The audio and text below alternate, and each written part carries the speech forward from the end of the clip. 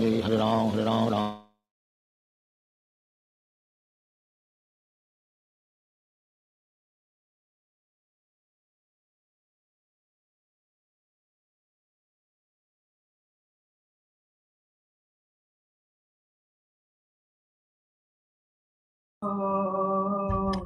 Vishnu Padaya Krishna Krishnaya Bhutale Srimate Bhakti Vedanta Swami Iti Namine Namah Om Vishnu Padaya Krishna Krishnaya Bhutale Srimate Bhakti Vedanta Swami Iti Namine Namaste Saraswati Deve Gauravani Pracharine Nirvishesha Shunyavadi Vasatyadeshadarine Namaste Saraswate Deve Gauravani Pracharine Nirvishesha Shunyavadi Paschatya-deshatarine Jaya Shri Krishna Chaitanya Prabhu Nityananda Shri Advaita Gadadhar Shivasadi Gaura Bhaktavrinda Jaya Shri Krishna Chaitanya Prabhu Nityananda Shri Advaita Gadadhar Shivasadi Gaura Bhaktavrinda Hare Krishna Krishna Krishna Hare Hare Hare Rama Rama Rama Hare Hare Hare Krishna Krishna Krishna Hare Hare Hare Rama Rama Rama Hare Hare Hare Krishna Krishna Krishna Hare Hare Hare Rama Rama Rama Hare Hare Hare Krishna Krishna Krishna Hare Hare Hare Rama Rama Rama Hare Hare Hare Krishna Krishna Krishna Hare Hare Hare Rama Rama Rama Hare Hare Hare Krishna Krishna Krishna Hare Hare Hare Rama Rama Rama Hare Hare Hare Krishna Krishna Krishna Hare Hare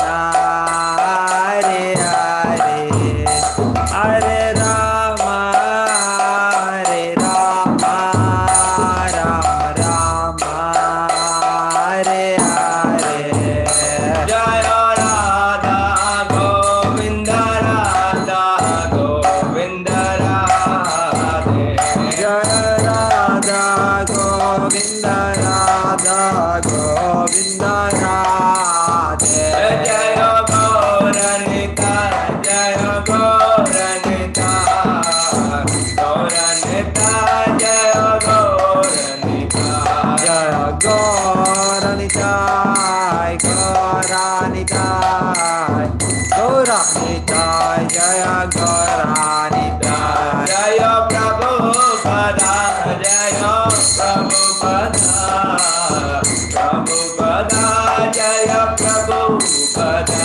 Jaya Prabhupada Prabhupada Prabhupada Jaya Prabhupada Nitai Gaur Hare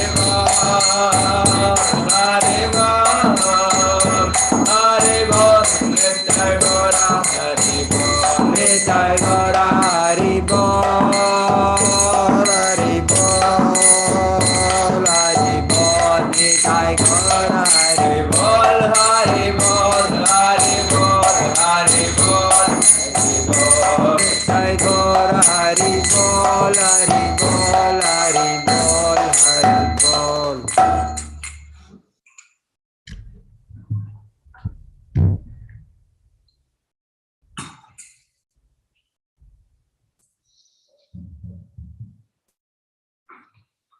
Hare Krishna ಎಲ್ಲ ಭಕ್ತರಿಗೂ ಸ್ವಾಗತ.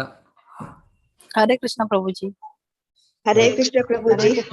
हरे कृष्ण प्रभु जी। ಹರೇ ಕೃಷ್ಣ. ಎಲ್ಲರಿಗೂ ಬಹಳ ತೊಂದರೆ ಆಯ್ತು ನಿನ್ನೆ. ಹರೇ ನಿನ್ನೆ ಕೃಷ್ಣ ನಮ್ದು ಪ್ರಭು G. Zoom ಏನೋ ಪ್ರಾಬ್ಲಮ್ ಇತ್ತು. ಒಂದು ಹಾಫ್ ಅನ್ ಅವರ್ 7:30 ಆಲ್ಮೋಸ್ಟ್ 8-10 ವರೆಗೂ ಅನ್ಸುತ್ತೆ. हरे कृष्ण प्रभु जी। हरे कृष्ण प्रभु जी। ಫೋನ್ ಪ್ರಾಬ್ಲಮ್ ಅನ್ಕೊಂಡು ಫೋನ್ ಮಾಡ್ಕೊಂಡಿದ್ದೆ ಗುರುಜಿ, ನಾನು ಫೋನ್ ಹರೇ ಮಾಡ್ಕೊಂಡಿದ್ದೆ. ಕೃಷ್ಣ ಪ್ರಭು ಜಿ. ಹರೇ ಪ್ರಾಬ್ಲಮ್ ಮಾತಾಜಿ ನಮ್ದು ಇಲ್ಲಿ ಎಲ್ಲಾ ಕ್ಲಾಸಸ್ ಕೂಡ ನಮ್ದು ಎಷ್ಟು ಕ್ಲಾಸಸ್ ನಡೆಯುತ್ತೆ ಎಲ್ಲರಿಗೂ ಕೂಡ ಪ್ರಾಬ್ಲಮ್. ಝೂಮ್ ದೇ ಅವ್ರದೇ ಎಲ್ಲಾ ಇದು ಕನೆಕ್ಷನ್ ಪ್ರಾಬ್ಲಮ್ ಏನೋ ಗೊತ್ತಿಲ್ಲ. ನಮ್ದಂತೂ ಎಲ್ಲಾ ಕ್ಲಾಸಸ್ ಕೂಡ ಎಲ್ಲರದು ಈಗ 7:30-8 ಗಂಟೆಗೆ ಯಾರು ಕ್ಲಾಸ್ ಇತ್ತು, ಯಾರು ಹೊಸಬರು ಯಾರು ಜಾಯ್ನ್ ಆಗ್ತಾ ಇರಲಿಲ್ಲ. ನಡೆಯೋ ಕ್ಲಾಸಸ್ ನಡೀತಾ ಇತ್ತು ಅಷ್ಟೇ, ಆದ್ರೆ ಯಾರಿಗೂ ಹೊಸದಾಗಿ ಜಾಯ್ನ್ ಆಗ್ತಾ ಇರಲಿಲ್ಲ. Zoom link problem ಹೇಳಲ್ಲ ಅಥವಾ ಗೋಳಿ ಕಿತ್ತಲ್ಲ ಅವ್ನು ಕಸ ವಸ್ತು ಮಾಡ್ಕೊಳ್ಳೋದು ಬಿಡಿದೆ ಈಗ ಆತ ಕಿರಣ ನೆತ್ತಿರ್ತೆ ಕಸ ತೆಕ್ಕ ಶಿವತ್ತ ಕೈ ಸುಗಂತ ಕಸ ಮಾಡ್ಕೊಳ್ಕದೆ ದೀಟ್ ಬರ್ಕೊಳ್ಳಿಲ್ಲ ನೀವು ಚೆನ್ನಾಗಂತಾನೆ ನಿಲ್ಲಿ ನಾ ಬತ್ತಿ ಕರೀತ. ಓಂ ನಮೋ ಭಗವತೆ ವಾಸುದೇವಾಯ. ओम नमो भगवते वासुदेवाय। ಓಂ नमो भगवते वासुदेवाय. ओम नमो भगवते वासुदेवाय। ಓಂ ನಮೋ ಭಗವತೆ ವಾಸುದೇವಾಯ. ओम नमो भगवते वासुदेवाय। ನಾರಾಯಣಂ ನಮಸ್ಕೃತ್ಯ नारायणं नमस्कृत्य ನರಂ ಚೈವ ನರೋತ್ತಮಂ ದೇವೀಂ ಸರಸ್ವತೀಂ ವ್ಯಾಸಂ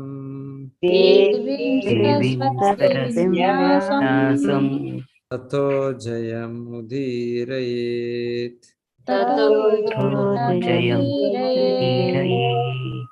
ನಷ್ಟಪ್ರಾಯೇಷು ಅಭದ್ರೇಷು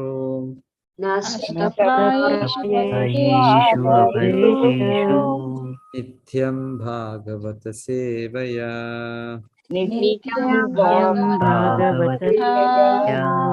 ಭಗವತಿ ಉತ್ತಮ ಶ್ಲೋಕೆ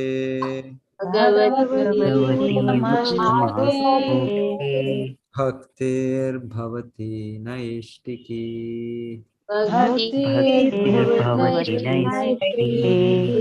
ಶ್ರೀಮದ್ ಭಾಗವತದ 2ನೇ ಸ್ಕಂದದ 4ನೇ ಅಧ್ಯಾಯದ ಶ್ಲೋಕ 16.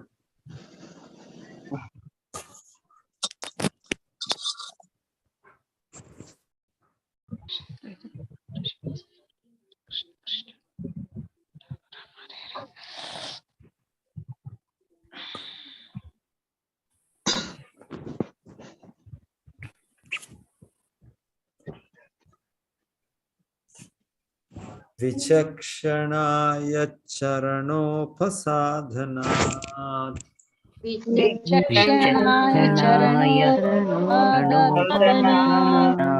ವಿಚಕ್ಷಣಾಯ ಚರಣೋಪಸಾಧನಾತ್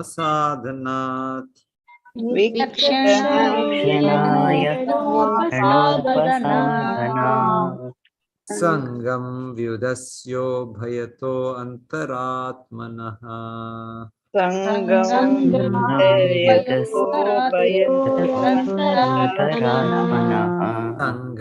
ವ್ಯುದಸ್ಯೋ ಭಯತೋ ಅಂತರಾತ್ಮನಃ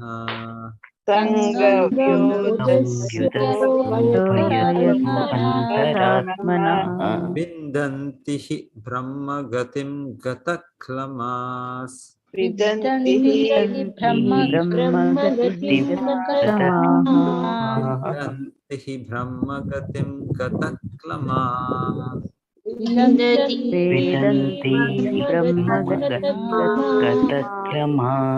ತಸ್ಮೈ ಸುಭದ್ರಶ್ರವಸೇ ನಮೋ ನಮಃ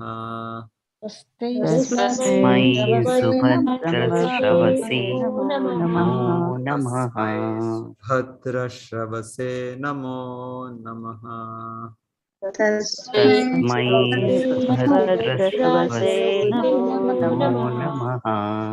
ಚಕ್ಷಣಾಯ ಚರಣೋಪಸಾದನಾತ್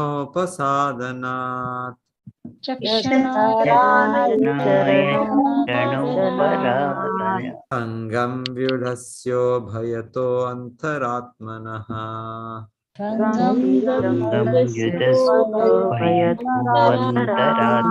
ವಿಂದಂತಿ ಹಿ ಬ್ರಹ್ಮಗತಿಂ ಗತಕ್ಲಮಾಸ್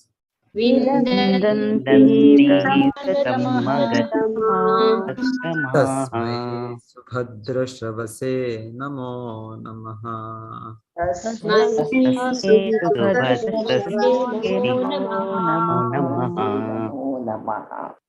ಆದ್ಮೇಲೆ ಒಬ್ರು ಹೇಳ್ತೀರಾ ಸುಮತಿ ಭಟ್ ಮಾತಾಜಿ ಹೇಳಿ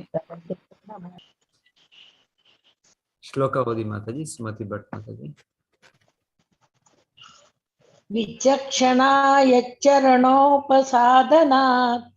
ಸಂಗಂ ಯುಧಸ್ಯೋ ಭಯತೋ ಅಂತರಾತ್ಮನಃ ವಿಂದಂತಿ ಬ್ರಹ್ಮಗತಿಂ ಗತಕ್ಲಮಾ ತಸ್ಮೈ ಸುಭದ್ರಶ್ರವಸೇ ನಮೋ ನಮಃ. ಹರೇ ಕೃಷ್ಣ ಪ್ರಭುಜಿ. ಹರೇ ಕೃಷ್ಣ ಮಾತಾಜಿ. ಮಂಜುಳಾ ಸುರೇಶ್ ಮಾತಾಜಿ ನೀವು ಓದಿ. ಎಸ್ ಪ್ರಭುಜಿ.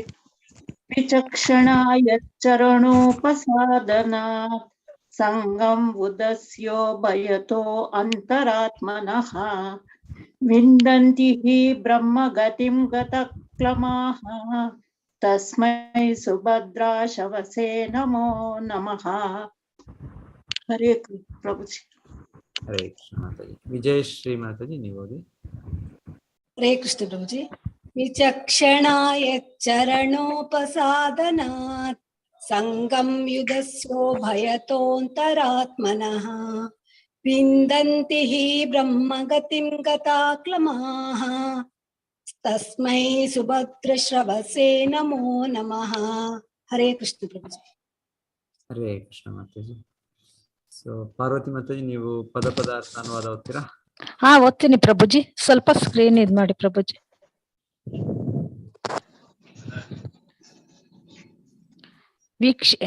ವಿಚಕ್ಷಣ ಅತಿ ಹರೇ ಕೃಷ್ಣ ಪ್ರಭುಜಿ.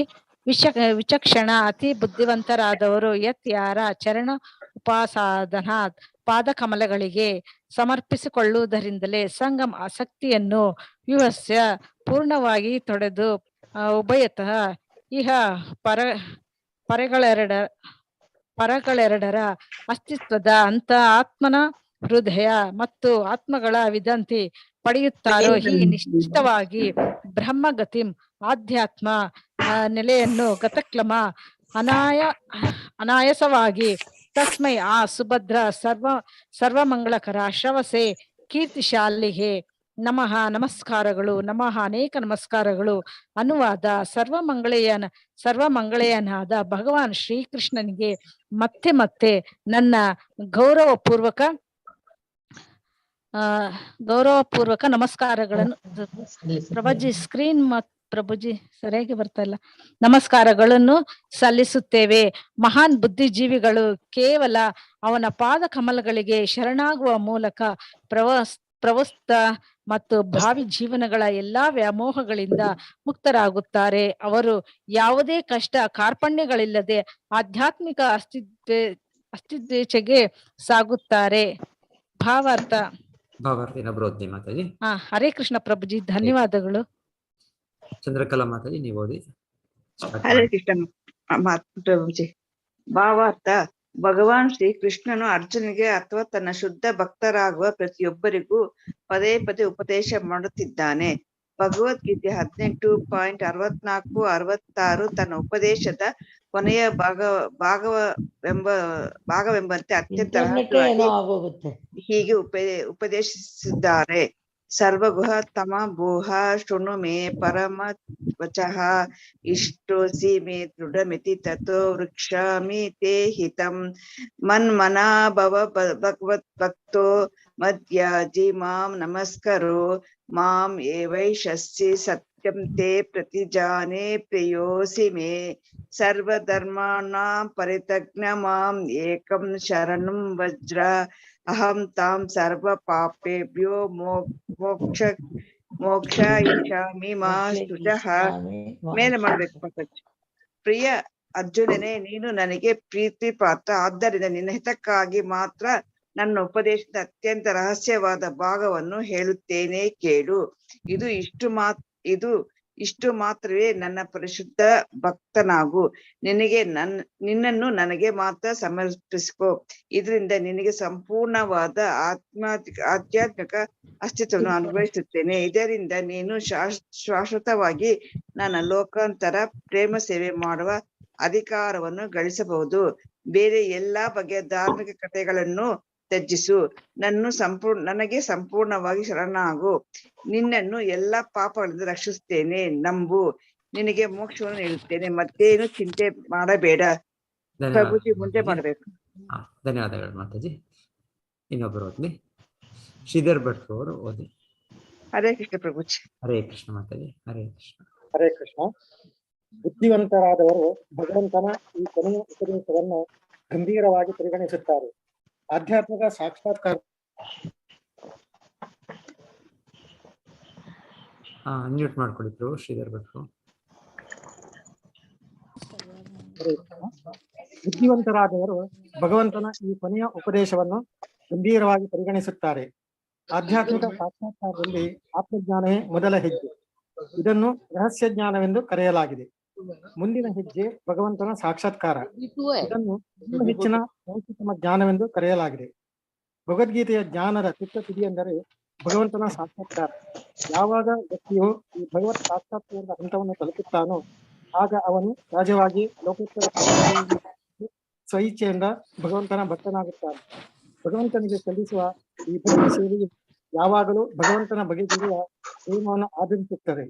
ಇದು ಕರ್ಮಯೋಗ, ಜ್ಞಾನಯೋಗ ಅಥವಾ ಧ್ಯಾನಯೋಗಗಳಲ್ಲಿ ವಿಧಿಸಿರುವ ದೈನಂದಿನ ಸೇವೆಯ ಬಗೆಗಿಂತ ಭಿನ್ನವಾಗಿರುತ್ತದೆ. ಭಗವದ್ಗೀತೆಯಲ್ಲಿ ನಾನಾ ಬಗೆಯ ಶ್ರೇಣಿಗಳಿಗೆ ಸೇರಿದ ಜನರಿಗಾಗಿ ವಿವಿಧ ಉಪದೇಶಗಳಿವೆ. ವರ್ಣಾಶ್ರಮ ಧರ್ಮ, ಸನ್ಯಾಸ ಧರ್ಮ, ಯತಿ ಧರ್ಮ, ಸನ್ಯಾಸಾಶ್ರಮ, ಇಂದ್ರಿಯ ನಿಗ್ರಹ, ಧ್ಯಾನ, ಯೋಗ, ಶಕ್ತಿಗಳ ಸಿದ್ಧಿ ಇತ್ಯಾದಿಗಳನ್ನು ಕುರಿತು ವಿವಿಧ ವಿವರಣೆಗಳು ಇವೆ. ಆದರೆ ಭಗವಂತನ ಬಗೆಗಿನ ಸ್ವಯಂ ಸ್ಫೂರ್ತ ಪ್ರೇಮದಿಂದ ಅವನಿಗೆ ಸೇವೆ ಸಲ್ಲಿಸಲು ಸಂಪೂರ್ಣವಾಗಿ ಶರಣಾಗತನಾದವನು ವೇದಗಳಲ್ಲಿ ವಿವರಿಸಿದ ಸಮಸ್ತ ಜ್ಞಾನದ ಸಾರವನ್ನು ವಸ್ತುತಃ ತೀರಿಕೊಳ್ಳುತ್ತಾನೆ. ಈ ವಿಧಾನವನ್ನು ಬಹು ಕುಶಲತೆಯಿಂದ ಅನುಸರಿಸುವವರು ಒಮ್ಮೆಲೆ ಜೀವನದ ಪರಿಪೂರ್ಣತೆಯನ್ನು ಗಳಿಸುತ್ತಾನೆ. ಮಾನವ ಜೀವನದ ಈ ಪರಿಪೂರ್ಣತೆಯನ್ನು ಬ್ರಹ್ಮಗತಿ ಎಂದು ಕರೆಯುತ್ತಾರೆ, ಅಥವಾ ಇದನ್ನು ಆಧ್ಯಾತ್ಮಿಕ ಅಸ್ತಿತ್ವದಲ್ಲಿ ಪ್ರಗತಿಯ ಯಾತ್ರೆ ಎಂದು ಕರೆಯಬಹುದು. ಶ್ರೀಲ ಜೀವ ಗೋಸ್ವಾಮಿಯವರು ವೈದಿಕ ಆಶ್ವಾಸನೆಗಳ ಆಧಾರದ ಮೇಲೆ ಬ್ರಹ್ಮಗತಿ ಎಂದರೆ ಭಗವಂತನ ಆಧ್ಯಾತ್ಮಿಕ ರೂಪವನ್ನು ಹೊಂದುವುದು ಎಂದು ಪ್ರತಿಪಾದಿಸುತ್ತಾರೆ. ಈ ರೂಪದಲ್ಲಿ ಮುಕ್ತ ಜೀವಿಯು ಆಧ್ಯಾತ್ಮಿಕ ಆಕಾಶದಲ್ಲಿರುವ ಆಧ್ಯಾತ್ಮಿಕ ಗ್ರಹಗಳೊಂದರಲ್ಲಿ ಶಾಶ್ವತವಾಗಿ ನೆಲೆಸುತ್ತಾನೆ. ಪರಿಪೂರ್ಣತೆಯ ಕಠಿಣವಾದ ಯಾವ ಮಾರ್ಗವನ್ನು ಅನುಸರಿಸಿದೆಯೇ ಭಗವಂತನ ಶುದ್ಧ ಭಕ್ತನಿಗೆ ಜೀವನದ ಈ ಸಿದ್ಧಿಯು ಸುಲಭವಾಗಿ ಲಭ್ಯವಿದೆ. ಅಂತಹ ಭಕ್ತಿ ಜೀವನವು ಹಿಂದಿನ ಶ್ಲೋಕದಲ್ಲಿ ಹೇಳಿದಂತೆ ಸಂಪೂರ್ಣವಾಗಿ ಕೀರ್ತನೆ, ಸ್ಮರಣೆ, ಈಕ್ಷಣೆ ಮುಂತಾದವುಗಳಿಂದ ಕೂಡಿರುತ್ತದೆ.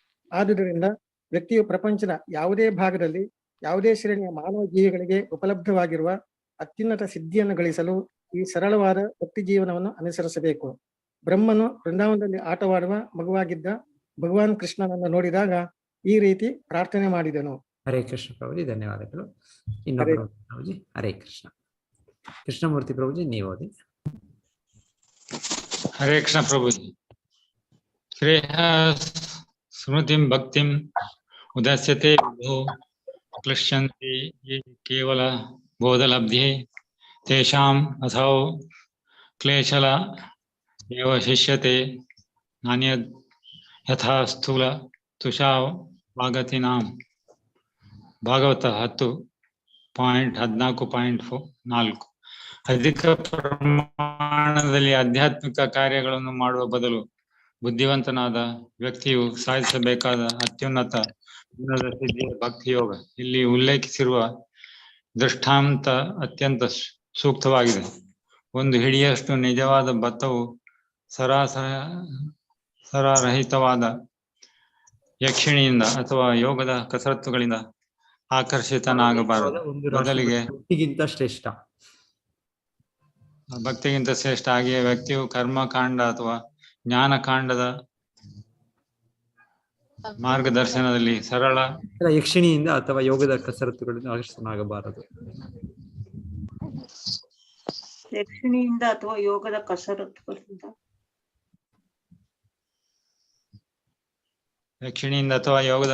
ಕಸರತ್ತುಗಳಿಂದ ಆಕರ್ಷಿತನಾಗಬಾರದು. ಬದಲಿಗೆ ಸದ್ಗುರುಗಳ ಮಾರ್ಗದರ್ಶನದಲ್ಲಿ ಸರಳ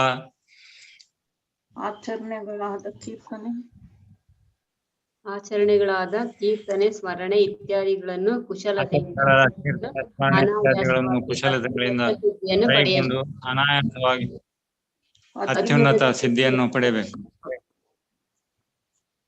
ಹರೇ ಕೃಷ್ಣ. ಹರೇ ಕೃಷ್ಣ.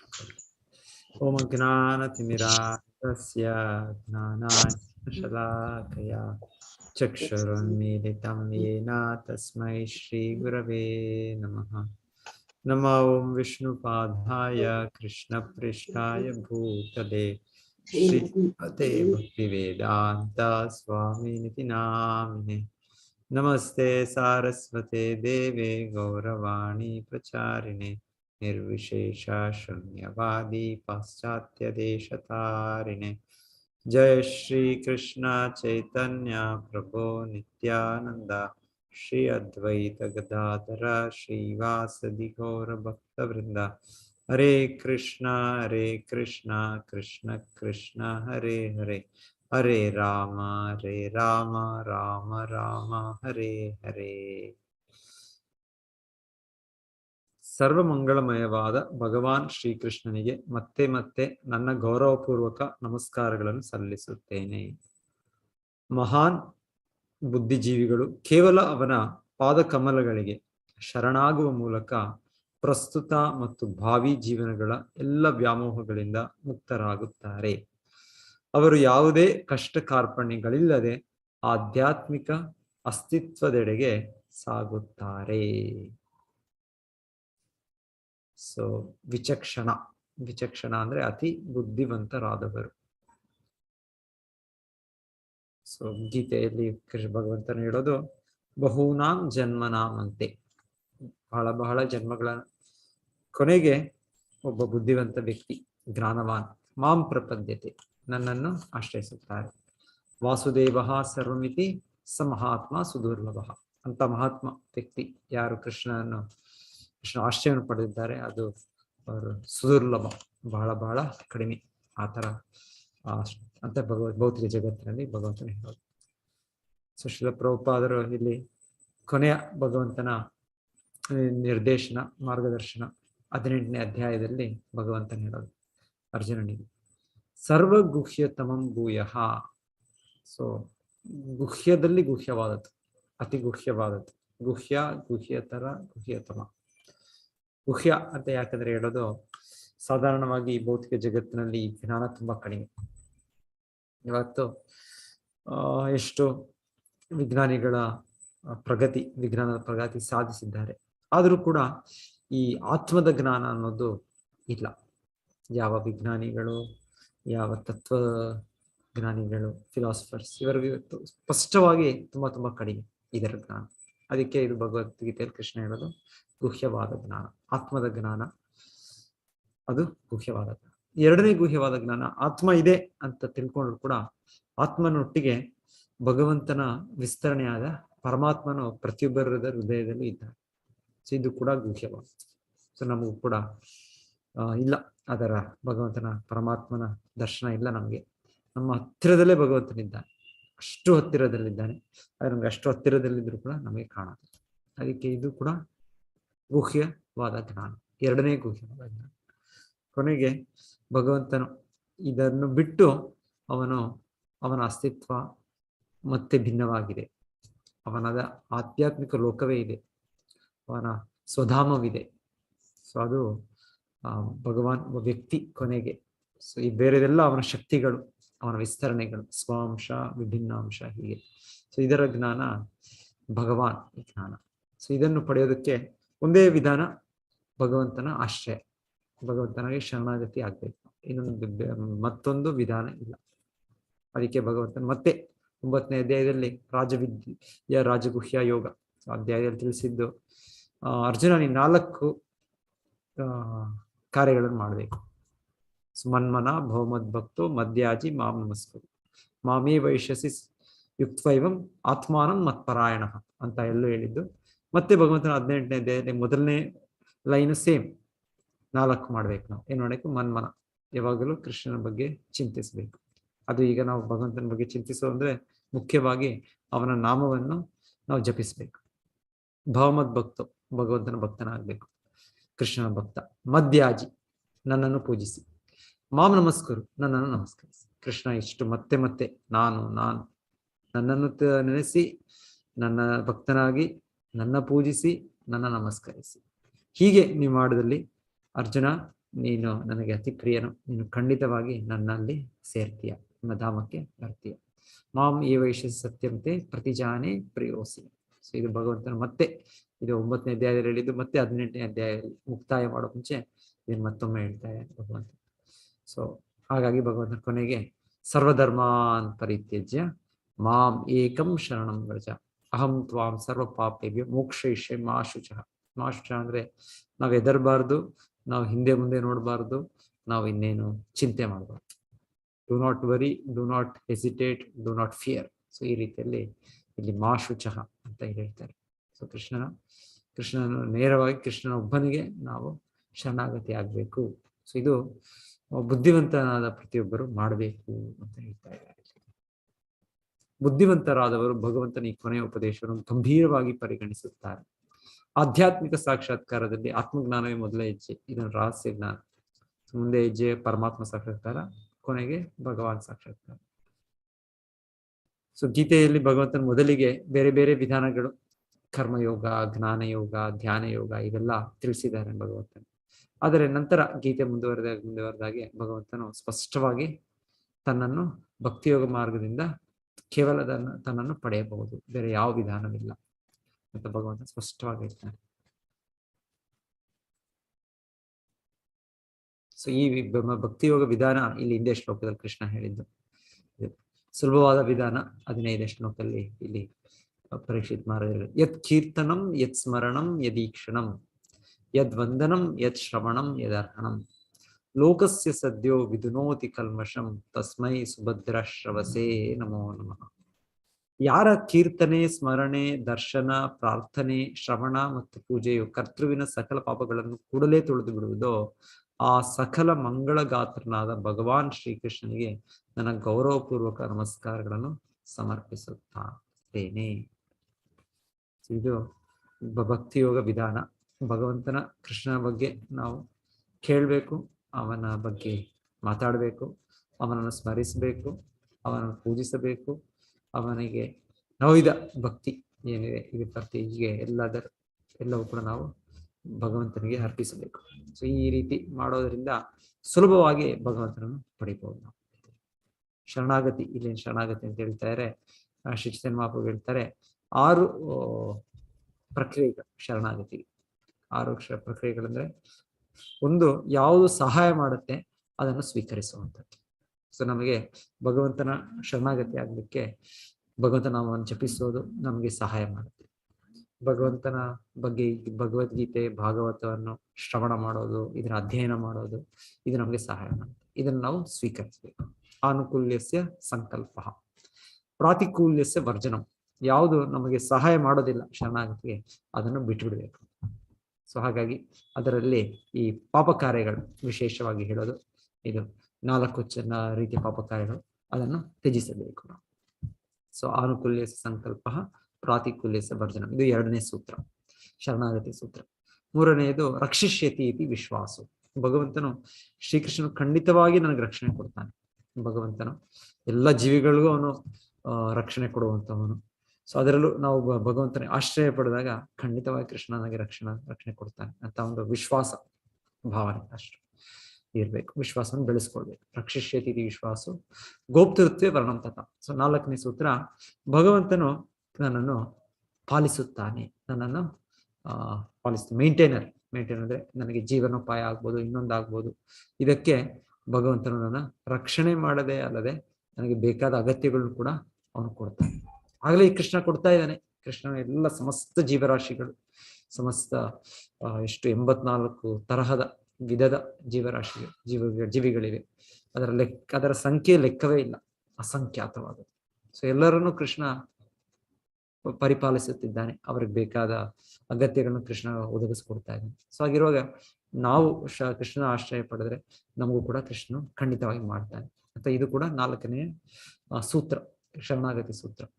ಏನಂದ್ರೆ ಕೃಷ್ಣ ನಮ್ಮನ್ನು ಪಾಲಿಸುತ್ತಾನೆ, ಕೃಷ್ಣ ರಕ್ಷಣೆ ಮಾಡ್ತಾನೆ, ಕೃಷ್ಣ ಪಾಲನೆ ಮಾಡ್ತಾನೆ. ರಕ್ಷಾಮಾಂ ಪಾಹಿಮಾಂ. ಸೊ ಕೃಷ್ಣ 2 ಕೂಡ ನಾವು ಮಾಡ್ತಾನೆ. ಸೊ 4ನೇ. ಮತ್ತೆ ರಕ್ಷಿಷ್ಯತಿ ವಿಶ್ವಾಂಸೋ ಗೋಪ್ತೃತ್ವೇ ವರ್ಣಂ ತಥಾ ಆತ್ಮನಿಕ್ಷೇಪ ಕಾರ್ಪಣ್ಯ. ಆತ್ಮನಿಕ್ಷೇಪ ಕಾರ್ಪಣ್ಯ ಅಂದ್ರೆ ನಮ್ಮ ಯಾವುದೋ ಒಂದು ಸ್ವತಂತ್ರವಾದ ಯಾವುದೋ ಇಚ್ಛೆಗಳು ಇಟ್ಕೊಳ್ಬಾರ್ದು. ಈ ಸ್ವತಂತ್ರವಾದ ಇಚ್ಛೆ, ಭೌತಿಕ ಇಚ್ಛೆಗಳಿದೆ, ಇದನ್ನು ನಾವು ಬಿಡಬೇಕು. ಕೃಷ್ಣನ ಇಚ್ಛೆನೆ ನಮ್ಮ ಇಚ್ಛೆ. ಕೃಷ್ಣನಿಗೆ ಏನ್ ಸಂತೋಷ ಆಗುತ್ತೆ, ನಮಗೂ ಅದೇ ಸಂತೋಷ. ಅದನ್ನ ಪೂರೈಕೆ ಮಾಡೋದ್ರಲ್ಲೇ ನಾವು ಶ್ರಮ ಪಡಬೇಕು. ಸೊ ಇದು ಆತ್ಮನಿಕ್ಷೇಪ ಕಾರ್ಪಣ್ಯ. ಮತ್ತೆ ಇನ್ನೊಂದು, ನಾವು ನಮ್ರವಾಗಿರ್ಬೇಕು. ಸೊ ನಮ್ರವಾಗಿದ್ರೆ ನಾವು ಸುಲಭವಾಗಿ ಭಗವಂತನ ಕೃಪೆಯನ್ನು ಪಡಿಬಹುದು. ಇದು 6 ಶರಣಾಗತಿ ಸೂತ್ರಗಳು ಅಂತ ಹೇಳ್ತಾರೆ. ಶ್ರೀ ಚೈತನ್ಯ ಮಹಾಪ್ರಭು ಸಾಕ್ಷಾತ್ ಕೊಟ್ಟಿರೋದು. ಸೊ ಈ ವಿಧಾನದಲ್ಲಿ ಇದನ್ನು ನಾವು ಈ ಶ್ರವಣ, ಕೀರ್ತನ, ಸ್ಮರಣ, ಅರ್ಚನಾ, ವಂದನ ಇದೇನಿದೆ ಇದನ್ನು ಅನುಸರಿಸಬೇಕಿದೆ. ಇದನ್ನು ಆಚಾರ್ಯರು ಕೊಟ್ಟ ನಿರ್ದೇಶನದಲ್ಲಿ ಹೀಗೆ ಶ್ರೀಲ ಪ್ರಭುಪಾದ ನಮಗೆ ಪ್ರತಿ ದಿವಸ ನೀವು ಪ್ರಯತ್ನ ಮಾಡಿ ಆದಷ್ಟು 16 ಸತಿ ಜಪ ಮಾಡಬೇಕು, ಕನಿಷ್ಠ ಮಾಡಬೇಕು ಅಂತ ಆಜ್ಞೆ ಕೊಟ್ಟಿದ್ದಾರೆ. ಮತ್ತೆ ಪ್ರತಿ ದಿವಸ ಭಾಗವತವನ್ನು ಓದಬೇಕು. ಇದು ಒಂದು ದಿವಸ ಓದೋದು, ಇಲ್ಲ ಒಂದು 7 ದಿವಸ ಓದೋದು, ಭಾಗವತ ಸಪ್ತಾಹ ಮತ್ತೆ ಬಿಟ್ಬಿಡೋದು ಅಂತ ಅಲ್ಲ. ಭಾಗವತವನ್ನೋದು ನಿತ್ಯಂ ಭಾಗವತ ಸೇವೆ. ಪ್ರತಿದಿನ ನಾವು ಭಾಗವತವನ್ನು ಓದಬೇಕು, ಭಾಗವತ ಅಧ್ಯಯನ ಮಾಡ್ಬೇಕು, ಭಾಗವತ ಕೇಳ್ಬೇಕು ನಾವು. ಸೊ ಇದು ನಿತ್ಯವಾಗಿ ಮಾಡ್ಬೇಕಂತದ್ದು. ಸೊ ಈ ರೀತಿ ಆಚಾರ್ಯರು ಕೊಟ್ಟ ಮಾರ್ಗದರ್ಶನದಲ್ಲಿ ನಾವು ಈ ಭಕ್ತಿ ವಿಧಾನವನ್ನು ನಾವು ಅಭ್ಯಾಸ ಮಾಡ್ಬೇಕು ನಾವು. ಸೊ ಇಲ್ಲಿ ಇನ್ನೊಂದು ಕೊನೆಗೆ ಬ್ರಹ್ಮದೇವರು. ಸೊ ಬ್ರಹ್ಮದೇವರು ಅವರು ಒಮ್ಮೆ ಕೃಷ್ಣನ ಲೀಲೆಯಲ್ಲಿ, ಸೊ ನಮಗೆಲ್ಲ ಗೊತ್ತು ಆ ಲೀಲೆ, ಬ್ರಹ್ಮ ವಿಮೋಹನ ಲೀಲೆ. ಕೃಷ್ಣನ ಬಗ್ಗೆ ಸ್ವಲ್ಪ ಸಂಶಯ ಬರುತ್ತೆ ಅವ್ರಿಗೆ. ಇದೇನಿದು, ಇವರೇ ನನ್ನ ಭಗವಂತನು, ನನ್ನ ಭಗವಂತ ನಾರಾಯಣನೀಗ ಕೃಷ್ಣನಾಗಿ ಇಲ್ಲಿ ವೃಂದಾವನ ಬಂದಿರೋದು. ಒಂದು ಚಿಕ್ಕ ಪುಟ್ಟ ಬಾಲಕನಾಗಿದ್ದಾನೆ, ಗೋಪಾಲನಾಗಿದ್ದಾನೆ. ಸೊ ಎಷ್ಟೋ ಸುರಗಳನ್ನು ಕೊಲ್ಲುತ್ತಾ ಇದ್ದಾನೆ, ಎಷ್ಟೋ ಚಮತ್ಕಾರದಲ್ಲಿ ತೋರಿಸ್ತಾ ಇದ್ದಾನೆ. ಅದೇ ನನ್ನ ಭಗವಂತನಾದ ನಾರಾಯಣನಿನ ಅಂತ ಒಂದು ಕ್ಷಣಕ್ಕಲ್ಲಿ ಅವ್ರಿಗೆ ಸ್ವಲ್ಪ ಸಂಶಯ. ಆ ಕ್ಷಣ ಮಾತ್ರ ಸಂಶಯಕ್ಕೆ ಅವರು ಕೃಷ್ಣನ ಎಲ್ಲ ಸ್ನೇಹಿತರನ್ನು, ಕೃಷ್ಣನ ಎಲ್ಲ ಕರುಗಳನ್ನು ಅಪಹರಿಸಿಕೊಂಡು ಹೋಗುತ್ತೆ. ಸೊ ಕೃಷ್ಣನು ತನ್ನ ವಿಸ್ತರಣೆಗಳೇ ಎಲ್ಲರೂ ಕೂಡ, ಕೃಷ್ಣನು ಆ ರೀತಿಯಲ್ಲಿ ಎಲ್ಲ ಕರುಗಳಾಗಿ ತನ್ನ ಸ್ನೇಹಿತ ಬಾಲಕರಾಗಿ ಆ ವಿಸ್ತರಣೆ ತೆಗೆದುಕೊಂಡು ಯಾರಿಗೂ ಗೊತ್ತಾಗ್ಲಿಲ್ಲ. 1 ವರ್ಷ ಸಮಯ ಕಳೆಯಿತು. ನಂತರ ಬ್ರಹ್ಮ ಬಂದಾಗ ಎಲ್ಲರೂ ಹಾಗೆ ಇದ್ದಾರೆ. ಸೊ ಆವಾಗ ಗೊತ್ತಾಗುತ್ತೆ, ಓ ನಾನು ಯಾರ ಜೊತೆ ಈ ಆಟ ಆಡ್ತಾ ಇದ್ದೇನೆ ಇದು. ಸೊ ಅಂತ ಅವರ ಒಂದು ಇದೇ ಚಮತ್ಕಾರ ಕೃಷ್ಣನ ಮುಂದೆ ಏನು ನಡೆಯೋದಿಲ್ಲ, ಚಮತ್ಕಾರ. ಸೊ ಅವರು ಹಾಗೆ ಪ್ರಸ್ತುತಿ ಇದನ್ನು ಅರ್ಪಣೆ ಮಾಡ್ತಾ ಇರ್ತಾರೆ. ಶ್ರೇಯಸ್ಸೃತಿಂ ಭಕ್ತಿ ಮುದಸ್ಯತೆ ವಿಭೋ ಕ್ಲಿಶ್ಯಂತಿಯೇ ಕೇವಲ ಬೋಧ ಲಬ್ಧಯೇ ತೇಷಾಮಸೌ ಕ್ಲೇಶಲ ಏವ ಶಿಷ್ಯತೆ ನಾಣ್ಯದ್ಯಥಾ ಸ್ಥೂಲ ತುಷಾವ ಘಾತಿನ. ಇದರ ಅರ್ಥದಲ್ಲಿ ಅಧಿಕ ಪ್ರಮಾಣದಲ್ಲಿ ಆಧ್ಯಾತ್ಮಿಕ ಕಾರ್ಯಗಳನ್ನು ಮಾಡುವ ಬದಲು ಬುದ್ಧಿವಂತನಾದ ವ್ಯಕ್ತಿಯು ಸಾಧಿಸಬೇಕಾದ ಅತ್ಯುನ್ನತ ಗುಣದ ಸಿದ್ಧಿಯೇ ಭಕ್ತಿ ಯೋಗ. ಇಲ್ಲಿ ಉಲ್ಲೇಖಿಸಿರುವ ದೃಷ್ಟಾಂತ ಅತ್ಯಂತ ಸೂಕ್ತವಾಗಿದೆ. ಒಂದು ಹಿಡಿಯಷ್ಟು ನಿಜವಾದ ಭತ್ತವು ಸಾರರಹಿತವಾದ ಒಂದು ರಾಶಿ ಭತ್ತದ ಒಟ್ಟಿಗಿಂತ ಶ್ರೇಷ್ಠ. ಹಾಗೆಯೇ ವ್ಯಕ್ತಿಯು ಕರ್ಮಕಾಂಡ ಅಥವಾ ಜ್ಞಾನಕಾಂಡದ ಯಕ್ಷಿಣಿಯಿಂದ ಅಥವಾ ಯೋಗದ ಕಸರತ್ತುಗಳಿಂದ ಆಕರ್ಷಿತನಾಗಬಾರದು. ಸೊ ಅದೆಲ್ಲ ನೋಡಿದ್ರೆ ತುಂಬಾ ದೊಡ್ಡ ದೊಡ್ಡ ಕೆಲಸಗಳು ತರ ಕಾಣುತ್ತವೆ.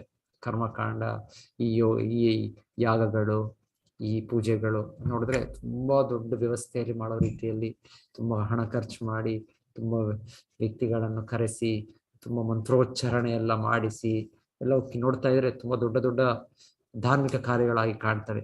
ಆ ಒಂದು ಆಯೋಜನೆ ಮಾಡೋದು ಎಲ್ಲವೂ ಈ ಕರ್ಮಕಾಂಡ. ಇಲ್ಲಾಂದ್ರೆ ಜ್ಞಾನಕಾಂಡದಲ್ಲಿ ತುಂಬಾ ವಿದ್ವತ್ತು ಪಾಂಡಿತ್ಯವನ್ನು ಪಡೆದು, ಸಂಸ್ಕೃತ ಭಾಷೆಯ ಪರಿಣತಿ ಪಡೆದು, ಎಲ್ಲ ವೇದಗಳು, ಉಪನಿಷತ್ತುಗಳು, ಪುರಾಣಗಳು ಎಲ್ಲ ನೂರಾರು ಸಾವಿರಾರು ಗ್ರಂಥಗಳ ಅಧ್ಯಯನ ಮಾಡಿ ತುಂಬಾ ದೊಡ್ಡ ದೊಡ್ಡ ಕಾರ್ಯಗಳ ಕಾಣ್ತವೆ. ಇಲ್ಲಾಂದ್ರೆ ಯೋಗದ ಕಸರತ್ತು, ಯೋಗಾಭ್ಯಾಸ, ಇದು ಕೂಡ ಇದು ಅಷ್ಟು ತೀವ್ರ ಇಂದ್ರಿಯ ನಿಗ್ರಹ ಮಾಡಿ, ಇದು ಎಲ್ಲೋ ಒಂದು ಕಾಡಿನಲ್ಲೋ ಇಲ್ಲಾಂದ್ರೆ ಒಂದು ಬೆಟ್ಟದಲ್ಲೋ ನಿಜವಾದ ಯೋಗ ಅಂದ್ರೆ ಅಲ್ಲೆಲ್ಲೋ ಮಾಡ್ಬೇಕು. ಅದು ನಾವು ನಗರದಲ್ಲಿ ಏನು ಮಾಡೋ ಯೋಗ ಅಭ್ಯಾಸ ಅಲ್ಲ. ಅದಕ್ಕೊಂದು ನಮಗೆ ಒಂದು ಆರೋಗ್ಯ ಒಂದು ಸ್ವಲ್ಪ ಏನೋ ಕೊಡ್ಬೋದು ನಮ್ಗಷ್ಟೇ. ಅದು ಬಿಟ್ರೆ ಆಧ್ಯಾತ್ಮಿಕ ಪ್ರಗತಿ ಸಾಧಿಸ್ಬೇಕು ಅಂದ್ರೆ ಆ ಯೋಗ ಮಾರ್ಗದ ಎಲ್ಲೋ ಒಂದು ಕಾಡಿನಲ್ಲೋ ಒಂದು ಬೆಟ್ಟದಲ್ಲೋ ಎಲ್ಲೋ ಏಕಾಂತವಾಗಿ ಮಾಡ್ಬೇಕಂತ. ಸೊ ಇಲ್ಲಿ ಹೇಳ್ತಾ ಇರೋದು ಅದರಲ್ಲಿ ಆಕರ್ಷಣೆ ಆಗೋದು ಅಗತ್ಯ ಇಲ್ಲ. ಇದೆಲ್ಲ ಒಂದು ಇದಿದ್ದಾಗಿ ಏನೋ ಒಂದು ರಾಶಿ ಭತ್ತದ ಹೊಟ್ಟಿರೋ ತರ ಅಂತ ಹೇಳ್ತಾರೆ. ಇದೆಲ್ಲ ಬೇಕಾಗಿರೋದು ನಮ್ಗೆ ಏನು ಸ್ವಲ್ಪ ಭತ್ತಗಳ ಕೆಲವು ಧಾನ್ಯಗಳು ಸಿಕ್ಕಿದ್ರೆ ಆದ್ರೂ ಅದನ್ನ ಆಹಾರವಾಗಿ ನಾವು ಸ್ವೀಕಾರ ಮಾಡ್ಬೋದು. ಇದು ಭತ್ತದ ಹೊಟ್ಟಿಗೆ ಇಟ್ಕೊಂಡು ನಾವೇನ್ ಮಾಡಕ್ಕಾಗತ್ತೆ ಮನುಷ್ಯರು, ನಾವು ಅದರಿಂದ ಆಹಾರವಾಗಿ ತಿನ್ಲಿಕ್ಕೆ ಆಗತ್ತ. ಸೊ ಹಾಗೆ ಇಲ್ಲಿ ಹೇಳ್ತಾ ಇರೋದು ಬದಲಿಗೆ ಸದ್ಗುರುಗಳ ಮಾರ್ಗದರ್ಶನದಲ್ಲಿ ಸರಳ ಆಚರಣೆಗಳಾದ ಕೀರ್ತನೆ, ಸ್ಮರಣೆ ಇತ್ಯಾದಿಗಳನ್ನು ಕುಶಲತೆಯಿಂದ ಕೈಗೊಂಡು ಅನಾಯಾಸವಾಗಿ ಅತ್ಯುನ್ನತ ಸಿದ್ಧಿಯನ್ನು ಪಡೆಯಬೇಕು. ಯಾರು ಹೇಳ್ತಾ ಇರೋದು? ಬ್ರಹ್ಮದೇವರು ಸಾಕ್ಷಾತ್ ಹೇಳ್ತಾ ಇದ್ದಾರೆ. ಇದು ಭಕ್ತಿ ಮಾರ್ಗವನ್ನು ನಾವು ಸ್ವೀಕರಿಸಬೇಕು. ಅದೇ ಮಾತು ಇಲ್ಲಿ ನಮ್ಗೆ ಶುಕಮುನಿಗಳು ಕೂಡ ವಿಚಕ್ಷಣ ಬುದ್ಧಿವಂತರಾದವರು ನೇರವಾಗಿ ಕೊಟ್ಟಿರುವ ಭಕ್ತಿ ಮಾರ್ಗವನ್ನು ತಗೊಳ್ಬೇಕು. ಸೊ ಗೀತೆಯಲ್ಲೂ ಕೃಷ್ಣ ಅದನ್ನೇ ನಮ್ಗೆ ಸರ್ವಧರ್ಮ ಪ್ರತಿ ಮಾಮಿ. ಸೊ ಎಲ್ಲ ಆಚಾರ್ಯ ಭಗವಂತರು ಹೇಳೋದು ಒಂದೇ ಮಾತು, ಅವರೇ ನಮ್ಗೆ ಬೇರೆ ಇನ್ನೊಂದು ಹೇಳ್ತಾ ಇಲ್ಲ. ನಮ್ಗೆ ಗುರು ಸಾಧು ಶಾಸ್ತ್ರ ಹೇಳ್ತಾರೆ, ಎಲ್ಲವೂ ಕೂಡ ಒಂದೇ ರೀತಿಯಲ್ಲಿ ಇರುತ್ತೆ. ಯಾವಾಗಲೂ ಸಾಧುಗಳು ಈ ತರ ಶುಕಮುನಿಗಳು, ಬ್ರಹ್ಮದೇವರು ಎಲ್ಲರೂ, ಮತ್ತೆ ನಮಗೆ ಈಗ ಸದ್ಯದಲ್ಲಿ ನಮ್ಗೆ ಮಾರ್ಗದರ್ಶನ ಕೊಡೋ ಗುರುಗಳು ಶ್ರೀಲ ಪ್ರಭುಪಾದರು ಇದೆಲ್ಲ ಕೊಡ್ತಾ ಇದ್ದಾರೆ ನಮಗೆ. ಮತ್ತೆ ಶಾಸ್ತ್ರ, ಸೊ ಎಲ್ಲವೂ ಒಂದೇ ರೀತಿಯಲ್ಲಿ ಇರುತ್ತೆ, ಬೇರೆ ಬೇರೆ ಭಿನ್ನವಾಗಿ ಯಾವಾಗ ಮಾರ್ಗದರ್ಶನ ಕೊಡೋದಿಲ್ಲ. ಇನ್ನೊಂದು ಶ್ಲೋಕ ಅವರನ್ನ ಇವತ್ತು. ತಪಸ್ವಿನೋ ದಾನ ಪರ ಯಶಸ್ವಿನೋ. ಒಂದ್ ನಿಮಿಷ, ಇವಾಗ ಎಲ್ಲ ರಿಪೀಟ್ ಮಾಡ್ಬೋದು. ತಪಸ್ವಿನೋ ದಾನ ಪರ ಯಶಸ್ವಿನೋ.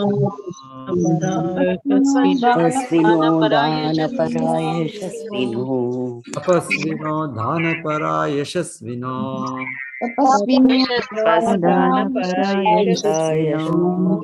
ಮನಸ್ವಿನೋ ಮಂತ್ರವಿಧಾ ಸುಮಂಗಲಾಃ.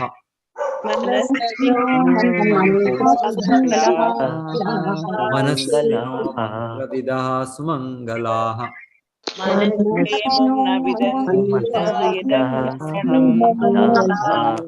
ಕ್ಷೇಮಂ ವಿಂದಂತಿ ವಿನಾಯದರ್ಪಣಂ.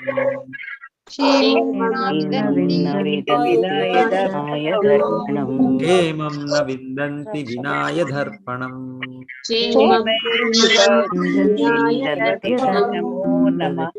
ತಸ್ಮೈ ಸುಭದ್ರ ಶ್ರವಸೇ ನಮೋ ನಮಃ. ಸುಭದ್ರ ಶ್ರವಸೇ ನಮೋ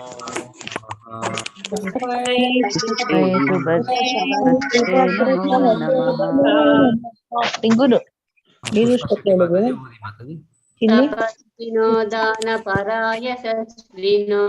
ಮನಸ್ವಿನೋ ಮಂತ್ರವಿಧ ಸುಮಂಗಲಃ. ಕ್ಷೇಮಂ ನ ವಿದಂತಿ ವಿನಾಯ ದರ್ಪಣಂ. ತಸ್ಮೈ ಸುಭದ್ರ ಸ್ರವಸೇ ನಮೋ ನಮಃ.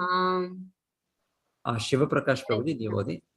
ಹರೇ ಕೃಷ್ಣ. ತಪಸ್ವಿನೋ ದಾನ ಪರ ಯಶಸ್ವಿನೋ. ಮನಸ್ವಿನೋ ಮಂತ್ರವಿಧ ಸುಮಂಗಲಃ. क्षेमं न विदन्ति विनाय दर्पणं तस्मै सुभद्र शवसे नमो नमः। हरे कृष्ण प्रभु। ಹರೇ ಕೃಷ್ಣ ಪ್ರಭು. ಸುಲತನ್ ನಾಯಕ್ ಮಾತಾಡಿ, ನೀವು ಓದಿ. ಸುಲತಾ ನಾಯಕ್ ನೀವು ಓದಿ. ಓಕೆ. ವಿಮಲಾ ಗೋಪಾಲ್ ಕೃಷ್ಣ ಮಾತಾಡಿ, ನೀವು ಓದಿ.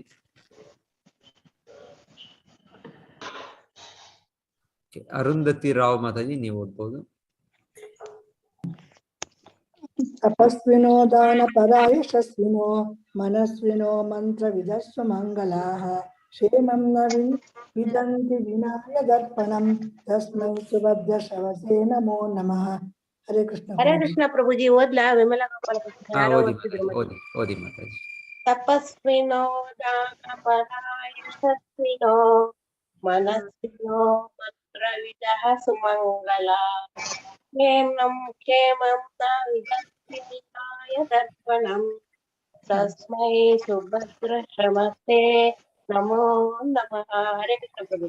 ಹರೇ ಕೃಷ್ಣ ಮಾತಾಜಿ. ಶಾಂತಿ ಮಾತಾಜಿ ನೀವು ಓದಿ. ಹರೇ ಕೃಷ್ಣ ಪ್ರಭುಜಿ.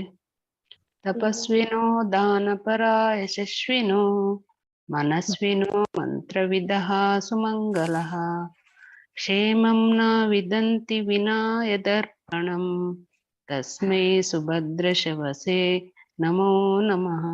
ಹರೇ ಕೃಷ್ಣ ಪ್ರಭುಜಿ. ಹರೇ ಕೃಷ್ಣ ಮಾತಾಜಿ. ಗೀತಾ ವೃಷಭೇಂದ್ರ ಮಾತಾಜಿ ನೀವು ಓದ್ತೀರಾ?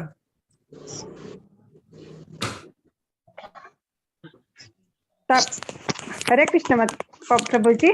ತಪಸ್ವಿನೋ ದಾನ ಬರ್ತಿಲ್ವಾ? ತಪಸ್ವಿನೋ ದಾನ ಪರ ಯಶಸ್ವಿನೋ ಮನಸ್ವಿನೋ ಮಂತ್ರ ವಿದಃ ಸುಮಂಗಲ ಕ್ಷೇಮಂ ನ ವಿಂದಂತಿ ವಿನಾಯ ದರ್ಪಣಂ ತಸ್ಮೈ ಸುಭದ್ರ ಶವಸೇ ನಮೋ ನಮಃ. ಹರೇ ಕೃಷ್ಣ ಪ್ರಭುಜಿ. ಹರೇ ಕೃಷ್ಣ. ಹರೇ ಕೃಷ್ಣ. ಹರೇ ಕೃಷ್ಣ. ನಾಗರತ್ನ ಮಾತಾಜಿ ಓದ್ತೀರಾ? ಓದಿ. ಓಕೆ. ಆಶಾ ಹೇಮಂತ್ ಮಾತಾಜಿ ನೀವು ಪದ ಅರ್ಥ ಅನುವಾದ ಓದಿ.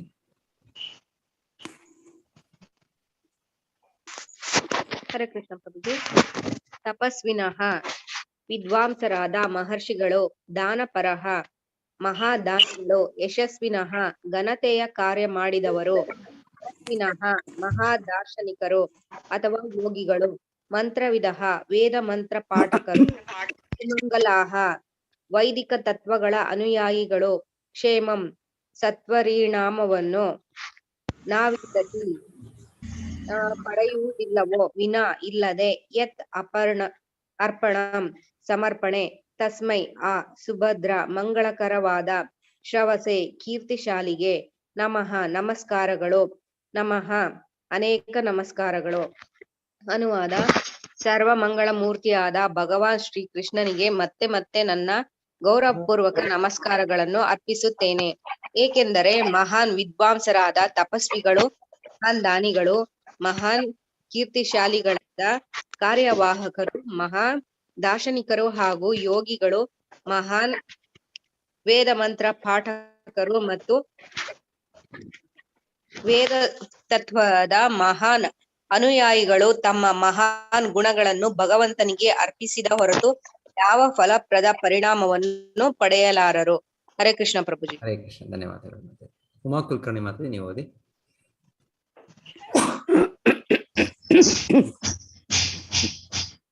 ಹರೇ ಕೃಷ್ಣ. ಉಮಾ ಕುಲಕರ್ಣಿ ಮಾತಾಡಿ ನೀವು ಓದ್ತೀರಾ? ಭಾಷ್ಯ ಭಾವಾರ್ಥ. ಹರೇ ಕೃಷ್ಣ. ಹರೇ ಕೃಷ್ಣ.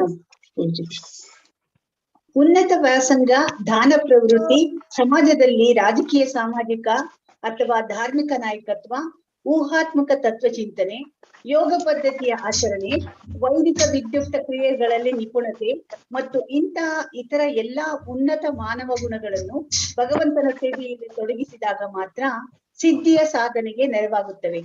ಅವುಗಳನ್ನು ಹಾಗೆ ಅಳವಡಿಸಿಕೊಳ್ಳದಿದ್ದರೆ ಅಂತಹ ಎಲ್ಲಾ ಗುಣಗಳು ಸಾಮಾನ್ಯ ಜನರಿಗೆ ದುಃಖಕ್ಕೆ ದಾರಿಯಾಗುತ್ತವೆ. ಪ್ರತಿಯೊಂದನ್ನು ವ್ಯಕ್ತಿಯ ಸ್ವ ಇಂದ್ರಿಯ ತೃಪ್ತಿಗಾಗಿ ಅಥವಾ ಪರಸೇವೆಗಾಗಿ ಬಳಸಬಹುದು. ಸ್ವಾರ್ಥದಲ್ಲೂ ಎರಡು ಬಗೆ, ವೈಯಕ್ತಿಕ ಸ್ವಾರ್ಥ ಮತ್ತು ವಿಸ್ತರಿಸಿದ ಸ್ವಾರ್ಥ. ಆದರೆ ಇವೆರಡರಲ್ಲಿ ಗುಣಾತ್ಮಕವಾಗಿ ಅಂತಹ ವ್ಯತ್ಯಾಸವೇನಿಲ್ಲ. ಕಳ್ಳತನವನ್ನು ತನಗಾಗಿ ಮಾಡಲಿ ಅಥವಾ ತನ್ನ ಕುಟುಂಬಕ್ಕಾಗಿ ಮಾಡಲಿ ಅದು ಅಪರಾಧವೇ. ತುಂಬಾ ಡಿಸ್ಟರ್ಬೆನ್ಸ್ ಇದೆ ಪ್ರಭುಜಿ. ಹಲೋ, ಡಿಸ್ಟರ್ಬೆನ್ಸ್ ಬರ್ತಾ ಇದೆ ಪ್ರಭುಜಿ ತುಂಬಾ. ಯಾರ್ ಫೋನ್ ಇಂದ ಎಲ್ಲರೂ ಮ್ಯೂಟ್ ಮಾಡ್ಕೊಳ್ಳಿ. ಯಾರು ಓದ್ತಾ ಇರ್ತಾರೆ ಅದು ಅವ್ನ್ ಬಿಟ್ಬಿಟ್ಟು ಬಾಕಿದವ್ರು ಎಲ್ಲರೂ ಮ್ಯೂಟ್ ಮಾಡ್ಕೊಂಡ್ಬಿಡಿ. ಕಳ್ಳತನವನ್ನು ತನಗಾಗಿ ಮಾಡಲಿ ಅಥವಾ ತನ್ನ ಕುಟುಂಬಕ್ಕಾಗಿ ಮಾಡಲಿ ಅದು ಅಪರಾಧವೇ. ಸ್ವಾರ್ಥಕ್ಕಾಗಿ ಕಳ್ಳತನ ಮಾಡದೆ ಸಮಾಜಕ್ಕಾಗಿ ಅಥವಾ ದೇಶಕ್ಕಾಗಿ ಕಳ್ಳತನ ಮಾಡಿ ತಾನು ಅಪರಾಧಿ ಅಲ್ಲವೆಂದು ವಾದಿಸಿದ ಕಳ್ಳನನ್ನು ಯಾವುದೇ ದೇಶದ ಕಾನೂನು ವ್ಯವಸ್ಥೆಯು ಎಂದೂ ಕ್ಷಮಿಸಿಲ್ಲ. ಜೀವಿಯ ಸ್ವಾರ್ಥವು ಭಗವಂತನ ಹಿತದೊಡನೆ ಒಂದಾದಾಗ ಮಾತ್ರ ಸಿದ್ಧಿಯನ್ನು ಹೊಂದುತ್ತದೆಂಬ ಅರಿವು ಜನಸಾಮಾನ್ಯರಿಗೆ ಇಲ್ಲ. ಉದಾಹರಣೆಗೆ, ದೇಹ ಮತ್ತು ಆತ್ಮವನ್ನು ಒಂದಾಗಿ ಇರಿಸಿಕೊಳ್ಳುವುದರ ಉದ್ದೇಶವೇನು? ವ್ಯಕ್ತಿಯು ತನ್ನ ಅಥವಾ ಸಮಾಜದ ವ್ಯಕ್ತಿಯು ಶರೀರವನ್ನು ಪೋಷಿಸುವುದಕ್ಕಾಗಿ ಧನ ಸಂಪಾದನೆ ಮಾಡುತ್ತಾನೆ. ಆದರೆ ದೈವ ಪ್ರಜ್ಞೆ ಇಲ್ಲದೆ ವ್ಯಕ್ತಿಗೂ ದೇವರಿಗೂ ಇರುವ ಸಂಬಂಧವನ್ನು ಸಾಕ್ಷಾತ್ಕಾರ ಮಾಡಿಕೊಳ್ಳುವ ದೇಹವನ್ನು ಸುಸ್ಥಿತಿಯಲ್ಲಿರದಿದ್ದರೆ ದೇಹ ಮತ್ತು ಆತ್ಮವನ್ನು ಒಟ್ಟಾಗಿರಿಸುವ ಎಲ್ಲಾ ಒಳ್ಳೆಯ ಪ್ರಯತ್ನಗಳು ಪ್ರಾಣಿಗಳು ತಮ್ಮ ದೇಹ ಮತ್ತು ಆತ್ಮವನ್ನು ಒಟ್ಟಾಗಿರಿಸುವ ಪ್ರಯತ್ನದಂತೆಯೇ ಆಗುತ್ತದೆ. ಮಾನವನ ಶರೀರ ಪೋಷಣೆಯ ಉದ್ದೇಶವು ಪ್ರಾಣಿಗಳದಕ್ಕಿಂತ ಭಿನ್ನವಾಗಿರುತ್ತದೆ. ಹಾಗೆಯೇ ಉನ್ನತ ವ್ಯಾಸಂಗ ಇನ್ನೊಬ್ರು ಲಲಿತಾ ಮಾತಾಜಿ. ಹರೇ ಕೃಷ್ಣ. ಧನ್ಯವಾದಗಳು ಮಾತಾಜಿ, ಧನ್ಯವಾದ. ಲಲಿತಾ ಮಾತಾಜಿ ನೀವು ಓದ್ಬಿಡಿ ಲಾಸ್ಟ್ ನಂತರ. ಪ್ರಭುಜಿ, ಶರೀರ ಪೋಷಣೆ. ಶರೀರ ಪೋಷಣೆಯ ಉದ್ದೇಶವು ಪ್ರಾಣಿಗಳದಕ್ಕಿಂತ ಭಿನ್ನವಾಗುತ್ತದೆ. ಹಾಗೆಯೇ ಉನ್ನತ ವ್ಯಾಸಂಗ, ಆರ್ಥಿಕ ಅಭಿವೃದ್ಧಿ, ದಾರ್ಶನಿಕ ಬ್ಲಾಕ್ ಬರ್ತಾ ಇದೆ ಪ್ರಭುಜಿ ಮಿಡ್ಲಿಗೆ, ದಾರ್ಶನಿಕ ಸಂಶೋಧನೆ, ವೈದಿಕ ಸಾಹಿತ್ಯದ ಅಧ್ಯಯನ ಅಥವಾ ಪುಣ್ಯ ಕಾರ್ಯಗಳ ಆಚರಣೆಯನ್ನು ಅಂದ್ರೆ ದಾನ, ಆಸ್ಪತ್ರೆಗಳನ್ನು ತೆರೆಯುವುದು ಮತ್ತು ಆಹಾರ ಧಾನ್ಯಗಳನ್ನು ಹಂಚುವುದು ಮುಂತಾದವು ಕೂಡ ಭಗವಂತನ ಸಂಬಂಧದಲ್ಲಿ ಮಾಡಬೇಕು. ಅಂತ ಎಲ್ಲಾ ಕ್ರಿಯೆಗಳ ಮತ್ತು ಪ್ರಯತ್ನಗಳ ಗುರಿಯು ಭಗವಂತನ ಸಂತೋಷಕ್ಕಾಗಿಯೇ ಆಗಿರಬೇಕು. ಇನ್ನು ಯಾವ ವ್ಯಕ್ತಿಗಳ ಅಥವಾ ಸಾಮೂಹಿಕ ಸಂತೃಪ್ತಿಗಾಗಿ ಇರಬಾರದು. ಅಂದ್ರೆ ಸಂಸಿದ್ಧಿರ್ ಹರಿತೋಷಣಂ. ನಾವು ಏನೇ ದಾನ ಕೊಡಲಿ ಮತ್ತು ಯಾವುದೇ ವ್ರತವನ್ನು ಮಾಡಲಿ ಅದು ಭಗವದರ್ಪಿತವಾಗಬೇಕು ಅಥವಾ ಅವನಿಗಾಗಿಯೇ ಮಾಡಬೇಕು ಎಂಬ ಈ ತತ್ವವು ಭಗವದ್ಗೀತೆಯಲ್ಲಿ 9.27 ದೃಢಪಟ್ಟಿದೆ. ದೈವರಹಿತ ಮಾನವ ನಾಗರಿಕತೆಯ ತಜ್ಞ ಮುಂದಾಳುಗಳು ಶೈಕ್ಷಣಿಕ ಪ್ರಗತಿ ಅಥವಾ ಆರ್ಥಿಕ ಅಭಿವೃದ್ಧಿ ಎಲ್ಲಾ ಪ್ರಯತ್ನಗಳಲ್ಲಿ ದೈವ ಪ್ರಯತ್ನವಿಲ್ಲದೆ ಫಲಪ್ರದ ಪರಿಣಾಮವನ್ನು ಸಾಧಿಸಲಾರರು. ದೈವ ಪ್ರಜ್ಞೆಯನ್ನು ಹೊಂದಲು ಭಗವದ್ಗೀತೆ ಮತ್ತು ಶ್ರೀಮದ್ ಭಾಗವದಂತಹ ಸಾಹಿತ್ಯದಲ್ಲಿ ವರ್ಣಿಸಿದಂತೆ ಸರ್ವ ಮಂಗಳಕರ ಭಗವಂತನನ್ನು ಕುರಿತು ಶ್ರವಣ ಮಾಡಬೇಕು. ಹರೇ ಕೃಷ್ಣ ಮಾತಾಜಿ. ಪ್ರಭುಜಿ ಹರೇ ಕೃಷ್ಣ. ಸೊ ನಮ್ಗೆ ಶುಕಮನಿ ಹೇಳ್ತಾ ಇರೋದು, ಪ್ರತಿಯೊಬ್ಬರು ಕೂಡ ತಪಸ್ವಿಗಳು, ದಾನಪರರು, ಯಶಸ್ವಿಗಳು, ಮನಸ್ವಿಗಳು, ಮಂತ್ರವಿದ ಪ್ರತಿಯೊಬ್ಬರು ಏನ್ ಮಾಡ್ಬೇಕು? ಅವರು ಸರ್ವಮಂಗಳ ಮೂರ್ತಿಯಾದ ಭಗವಾನ್ ಶ್ರೀಕೃಷ್ಣನಿಗೆ ಮತ್ತೆ ನನ್ನ ಗೌರವಪೂರ್ವಕ ನಮಸ್ಕಾರಗಳನ್ನು ಅರ್ಪಿಸುತ್ತೇನೆ. ಏಕೆಂದರೆ ಮಹಾ ವಿದ್ವಾಂಸರಾದ ತಪಸ್ವಿಗಳು, ಮಹಾನ್ ದಾನಿಗಳು, ಮಹಾನ್ ಕೀರ್ತಿಶಾಲಿಗಳಾದ ಕಾರ್ಯನಿರ್ವಾಹಕರು, ಮಹಾನ್ ದಾರ್ಶನಿಕರು ಹಾಗೂ ಯೋಗಿಗಳು, ಮಹಾನ್ ವೇದ ಮಂತ್ರ ಪಾಠಕರು ಮತ್ತು ವೇದ ತತ್ವದ ಮಹಾನ್ ಅನುಯಾಯಿಗಳು ತಮ್ಮ ಮಹಾನ್ ಗುಣಗಳನ್ನು ಭಗವಂತನಿಗೆ ಅರ್ಪಿಸದೆ ಹೊರತು ಯಾವ ಫಲಪ್ರದ ಪರಿಣಾಮವನ್ನು ಪಡೆಯಲಾರರು.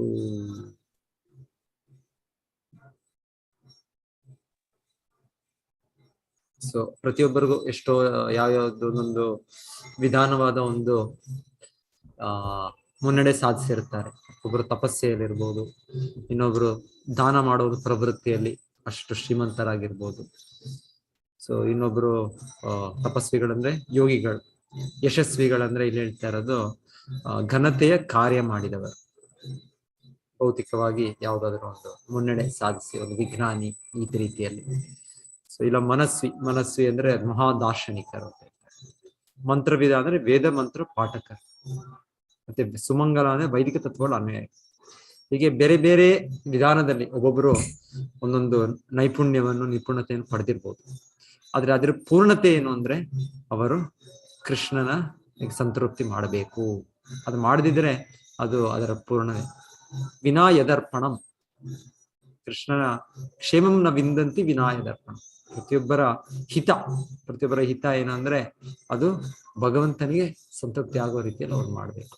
ಒಬ್ಬೊಬ್ರು ಬೇರೆ ಬೇರೆ ಈ ವಿಧಾನದಲ್ಲಿ ಇದ್ದಾರೆ.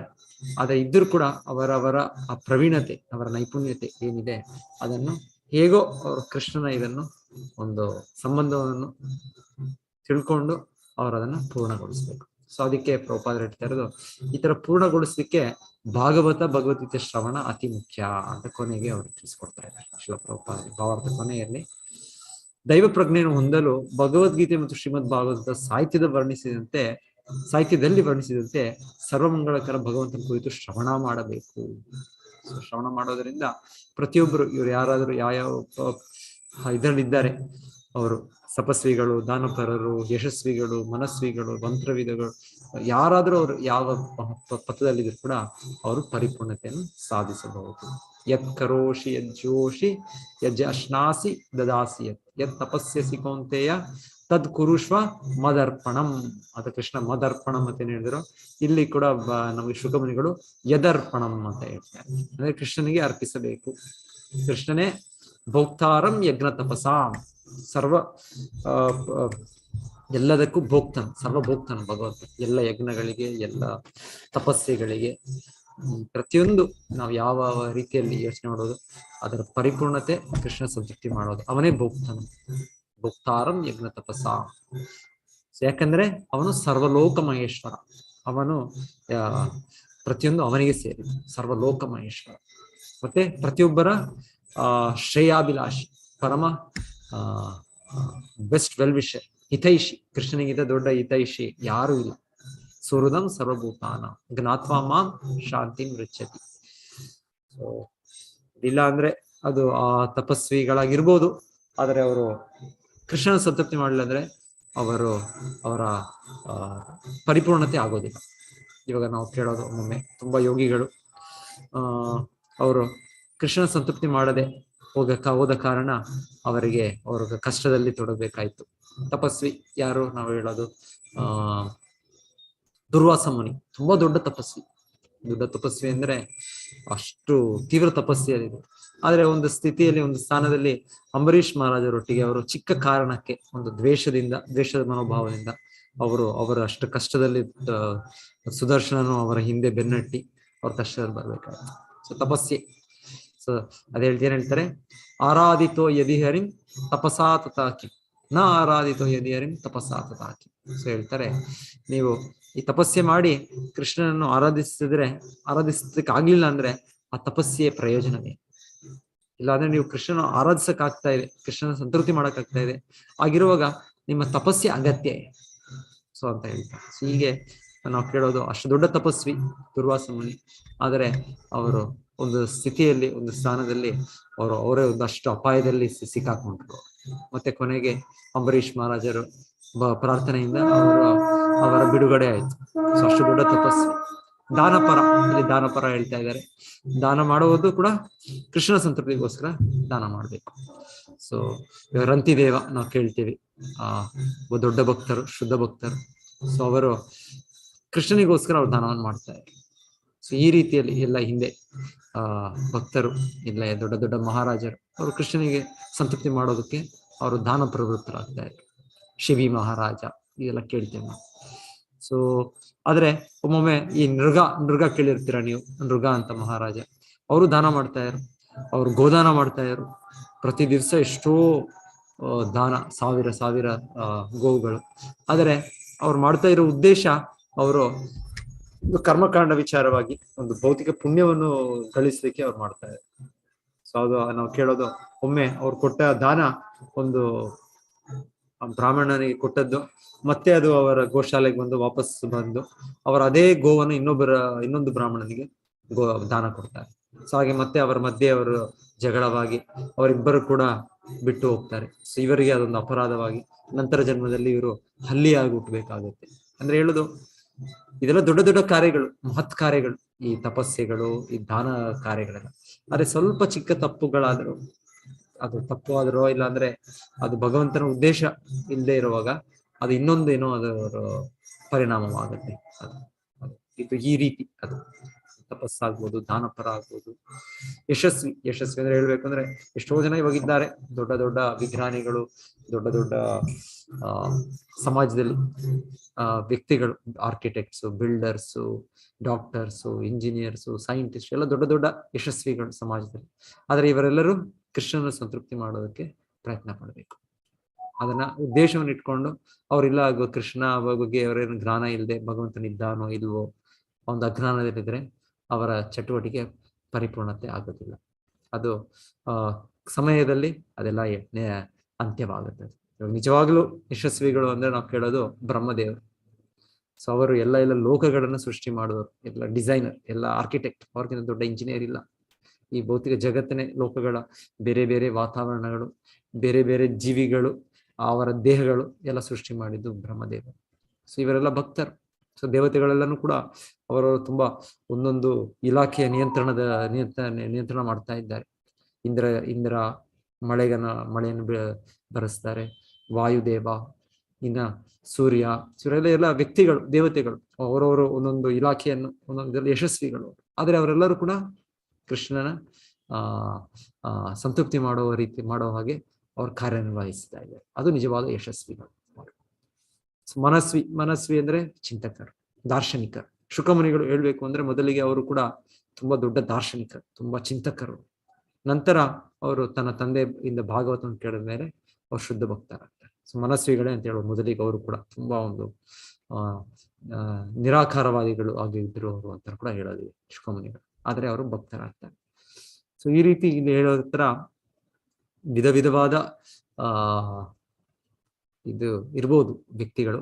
ಆದರೆ ಕೃಷ್ಣ ಸಂತೃಪ್ತಿ ಮಾಡೋದು ಉದ್ದೇಶಕರವಾಗಿಟ್ಕೊಂಡು ಅವರು ಅರ್ಪಣೆ ಮಾಡಿದ್ರೆ, ಭಗವಂತನಿಗೆ ಸಮರ್ಪಣೆ ಮಾಡಿದ್ರೆ ಅವರು ಪರಿಪೂರ್ಣತೆ, ಕ್ಷೇಮಂ ನ ವಿಂದ, ಕ್ಷೇಮ ಅವರ ಸಂಪೂರ್ಣ ಕ್ಷೇಮ, ಅವರ ಒಳ್ಳೆಯದು ಅವರು ಇಲ್ಲಿ ಆಗುತ್ತೆ.